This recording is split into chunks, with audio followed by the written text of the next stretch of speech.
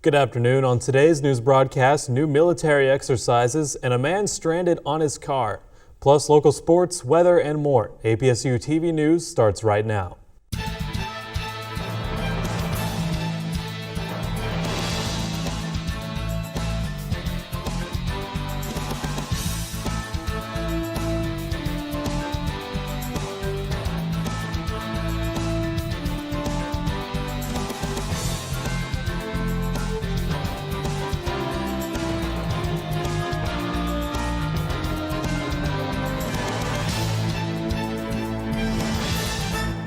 Good afternoon. Glad to have you with us. I'm Brandon Crosslin. And I'm Rachel LeJeune. Austin Peay video production students reported on the annual spring dance concert showing this weekend. Take a look. The Theater and Dance Department's 12th annual spring dance concert is underway. The show will be held March 22nd through the 25th in the Traherne Theater. The show is really cool. It's definitely diverse. There's lots of different styles of dance. Like there's a musical theater dance in it that shows some, character work, and there's a tap dance, which is really cool. And there's ballet and modern. So I think it's really cool how they all come in together. And it's a super fun show, and I think it's going to keep the audience interested. I keep saying push. I know that you're tired. It's a long dance, but it's a good dance, and it can be a great dance with those little details. Okay, go get dressed. I know you gotta get dressed. Between the performers, the choreographers, and the designers, in total it's probably 60. So there's a lighting design, costume designer, and then there's a tech crew that helps to run all of the elements. How did you get into dancing? My friend Emily, she forced me into it actually. She made me come to a dance class. I didn't like it, but then she was like, keep coming, and then I fell in love with it. So. The show starts at 7:30 Thursday through Saturday. There will be 2 matinee performances at 2 in the afternoon on Saturday and Sunday. Tickets are $5 for APSU students and faculty. You can purchase tickets at the box office or online.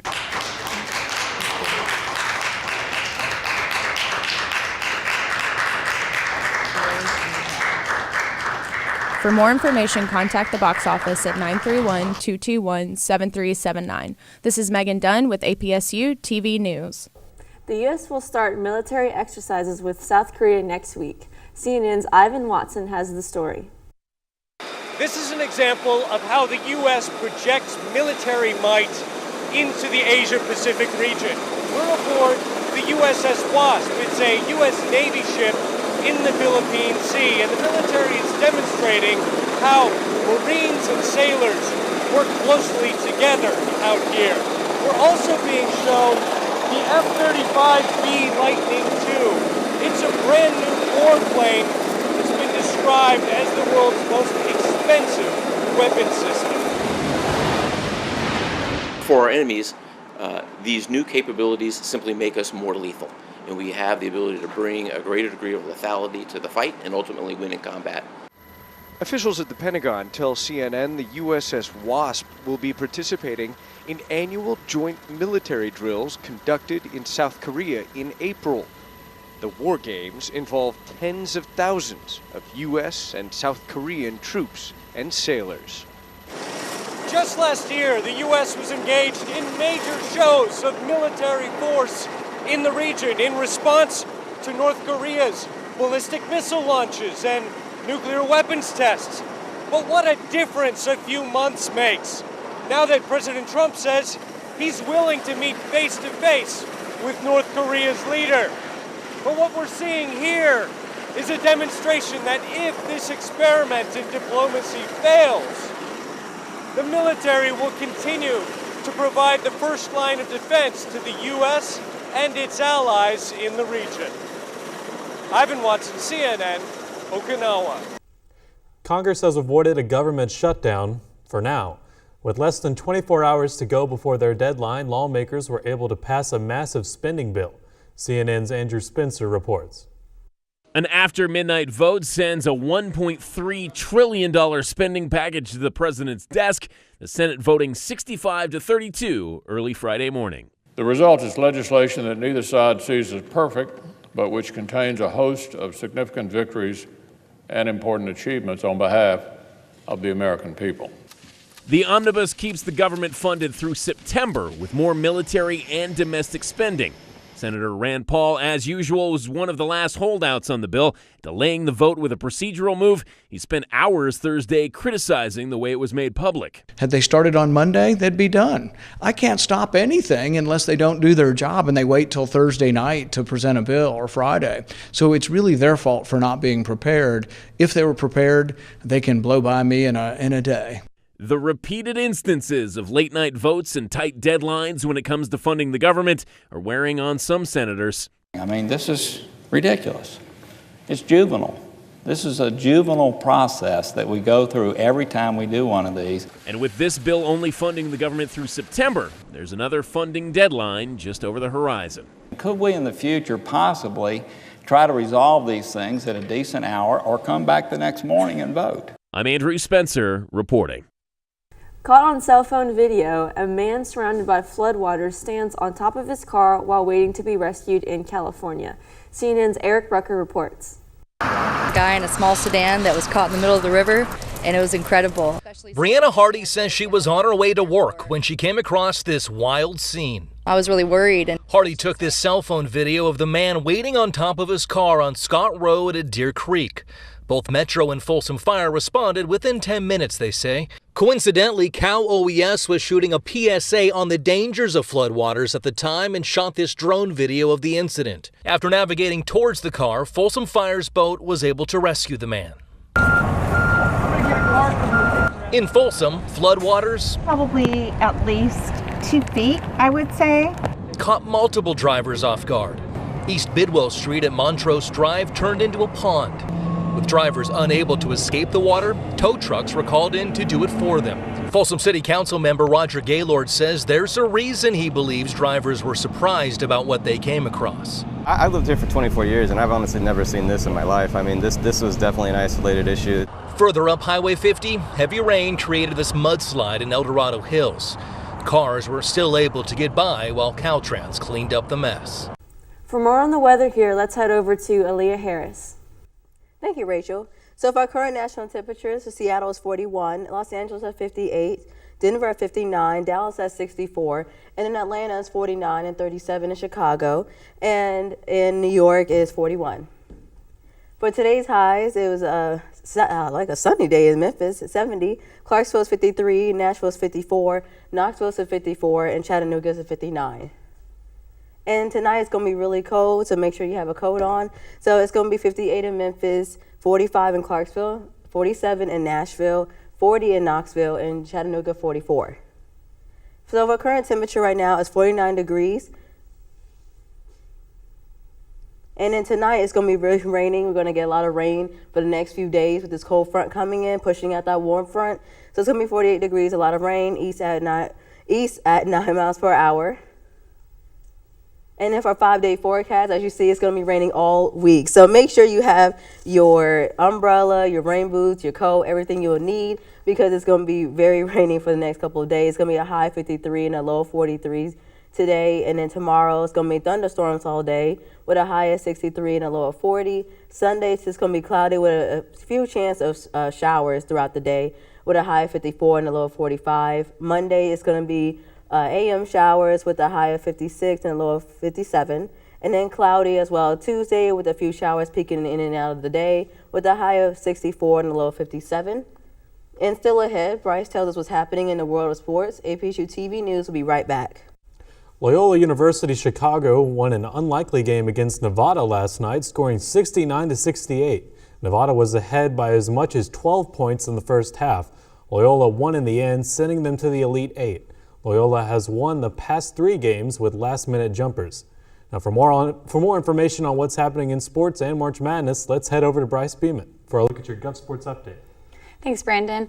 Austin Peay Sports had a busy week. Let's start with Austin Peay men's basketball. The Govs recently lost 81-83 in the College Insider postseason tournament against the University of Illinois Chicago. The Govs lost in a heartbreaking last-second shot, which ended in their season. The Govs finished the season 19-15 overall. Now on to baseball. Austin Peay Baseball just returned from Kansas State University, tying 1-1 in the games. The Govs lost the first 10-15, but won the second 4-2. The Govs were home for about 24 hours before getting back on the road towards Tennessee Tech University for an OVC game. The Govs play today, Friday at 1 p.m., Saturday at 2, and Sunday at 1. The games are available to watch on GovSportsNet.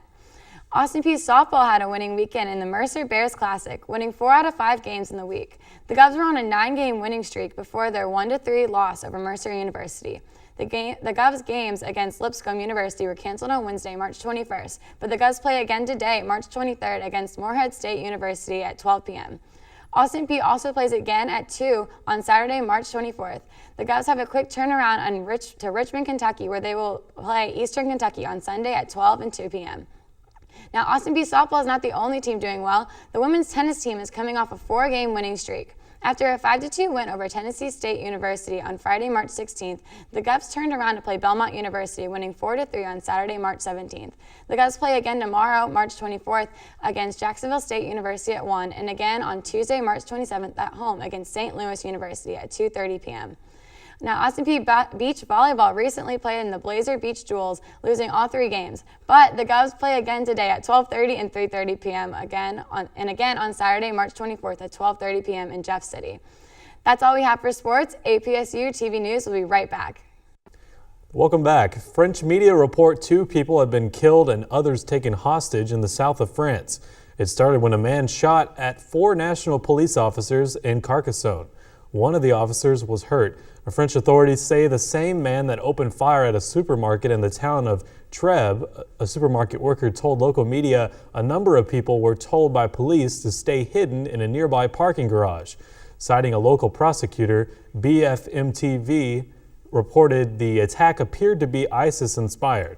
The Paris prosecutor's office tells CNN a murder and attempted murder investigation has been opened in connection with a, quote, terrorist in Trèbes. Kellyanne Conway, counselor to President Trump, says the president is monitoring the situation. French President Emmanuel Macron will speak about the situation from Brussels later today. Nearly 1 million people are expected to descend on Capitol Hill Saturday in the March for Our Lives rally. It comes in the wake of the shooting rampage that left 17 people dead at Marjorie Stoneman Douglas High School in Parkland, Florida. The attack led to renewed calls for actions to prevent gun violence. Those calls came not just from survivors in Florida, but also from many others who have lost loved ones in other school shootings in the past 2 decades. CNN's Scott McClung reports. There is a student here with a gun. 19 years ago, 12 students and a teacher were killed inside of Columbine High School, gunned down by 2 of their peers in a place they were supposed to be safe. Tom Mauser lost his 15-year-old son Daniel that day. I don't know how, frankly, I don't know how I got through those first few days and even weeks. Since then, police protocols have changed. So have state gun laws. Thanks in part to Mauser's work to close the loopholes his son had ironically pointed out just weeks earlier. And then he was killed with a gun that was purchased through one of those loopholes. In Colorado, background checks are now nearly universal, and there's a limit on magazine size. But still no one has found the cure to America's school shooting plague. We have to deal with this terrible illness that we have, and guns are a part of that. Even if you fixed all of the gun loopholes, you might not solve the school shooting problem. No, we have to do a number of things to deal with the gun violence problem. And we're going to have to compromise. We're going to have to sit down and talk this out and not scream at each other the way we are right now. Mauser's work continues to this day, still wearing his son's sneakers. I'd like to think that by, stepping into his shoes, that I'm doing what he would want me to do. Columbine never asked for its newfound notoriety, nor did it seek out this dream catcher, a gift from students in Michigan meant to ward off bad dreams after a collective nightmare. In March 2005, Columbine passed it on to Red Lake High School in Minnesota after a student killed 7 people there using stolen police-issued weapons. I saw evil that day. Missy Dodds was teaching when her former student shot through a floor-length window to get inside her class. He just started shooting and just went down the line. And when he got to me, there was nothing left in his gun. But in a culture where hunting is common, the shooting didn't spark much of a discussion about guns. Was it about mental health? Was it about school safety? It was shut down and forget it ever happened. But Dodds couldn't forget. She tried and failed to convince lawmakers in the state capitol to use shatterproof glass in schools, which she thinks would have saved lives. I went with the principal from another school district where a shooting had happened, and I was literally blown off. It seemed the country was content to move on without doing much at all, until 7 years later when Red Lake passed the Dreamcatcher to Sandy Hook Elementary in Newtown, Connecticut. Just hope it don't travel anymore. A lone gunman had used an AR-15 to kill 26, 20 of them young children. Michelle Gay's 7-year-old daughter Joey was among them. My oldest daughter just couldn't accept it. It just couldn't be. You know, she was sure that it was a misunderstanding. For months afterwards, a group of Sandy Hook parents unsuccessfully pushed for sweeping gun control legislation. Gay now pushes schools to be safer, but doesn't push gun control. If we go in and we start mentioning hot button issues or, you know, or political arguments, we suddenly divide the room in half. When the president says that arming teachers is something that we should look at, you don't dismiss him. I don't. We should look at everything. We should put everything on the table. We can't ever count on any one thing. There's no one single magic wand that will solve school shootings. I believe if there was, we would have found it and waved it by now. On Friday, the Dreamcatcher was presented to students at Marjorie Stoneman Douglas High School. They kept it for just 17 seconds in honor of the 17 victims, then gave it back, retiring it with the hope that no other school will experience such loss. Now on today's Health Minute, anyone who may be averse to aging, listen up. A new study is suggesting people don't need a fountain of youth, just a small change in diet. CNN's Reed Bynum has details in today's Health Minute. The secret to a longer life could be found in your diet. Research published in the journal Cell Metabolism indicates that a reduced calorie diet can slow the metabolic process that leads to aging and protect against age-related diseases. After a series of pilot programs, researchers at 3 universities ran randomized controlled trials, the first such test of calorie reduction in human beings. Participants were divided into groups to compare methods. One group tested a diet-only calorie reduction, another tested exercise-only, and the last group tested half diet, half exercise. Participants in the diet-only group lost an average of 20 pounds in the first year and maintained that weight loss in the second. Researchers used the amount of weight loss to estimate the total reduction in calories and say the participants achieved a 15% calorie restriction. One scientist cautions the study only shows a correlation between caloric intake and longevity. More research is required to determine exactly how calorie restriction prevents aging. For today's Health Minute, I'm Reed Bynum. A police canine bites a suspect, and the suspect bites back. Find out why this ultimately bites for the suspect. CNN's Jeremy Roth has today's Take a Look at This. A Wisconsin deputy's confrontation with a suspect turned surreal when the suspect tried to bite his canine partner. Step out, please. Thank you. It started when the deputy responded to a report of a man banging on a home's windows in Racine. Don't rush at me. The deputy repeatedly instructs the man to keep his distance. Stay right there. Stay back. But the man continues to advance on the deputy, who eventually releases the dog. Get out of the ground. Stop biting my dog. Stop biting my dog. During the struggle, police say the man tried to bite and choke the canine. The suspect was charged with striking a police animal and resisting arrest. Neither the canine nor the deputy were injured in the confrontation. It's not Thanksgiving, but one Maine family is giving thanks over a turkey, or a turkey incident anyway. After hearing a loud noise, Hannah Borden was surprised to find a wild turkey had crashed through a double-paned window. Hannah says not only did the turkey not appear to be hurt, it was admiring itself in a mirror. Police responded to the scene and captured the gobbler. They released it back into the wild and shared pictures of the incident on Facebook. And finally, this is the first polar bear cub to be born in the UK in 25 years. The cub took its first steps at the Highland Wildlife Park in Scotland, under the watchful eye of Mom, of course. The cub's gender won't be revealed until it gets a health check in the spring, which means the furry little tyke is currently unnamed.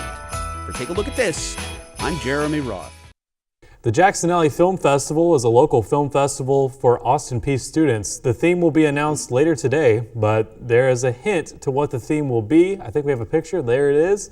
And it's one of those classic memes of the dog with the fire, and he's going, yeah, this is fine. It's completely fine. That's exactly how my morning was supposed to go. I'm excited to see what it is. I recently just got joined on one of the teams, so I get to do the lighting. So I'm pretty excited to see how this film festival is going to turn out. I am as well. I'm glad we get this hint because I'm also on a group with Devontae Banks. We're kind of forming our group up. That's the one I'm on. Are you kidding? Yeah. We're on the same team. All right. This is going to be great. How come we didn't know about this? I don't know. There's no networking yet. Yeah. So we're figuring out the theme. Hopefully going to have a lot of good submissions. It's the inaugural year for this. Yes. So hopefully Yes. We'll have like more things going on that street when the films are going on. Yeah, I'm excited. There's a lot of comm students participating in this event, so it's going to be a good little competition, a little rivalry, and it's going to be a great time. Also, what else? The COMM Carnival? Yeah, that's coming up. Aaliyah and I are going to be hitting up the COMM Carnival on Thursday, April 26th. So be sure to come out.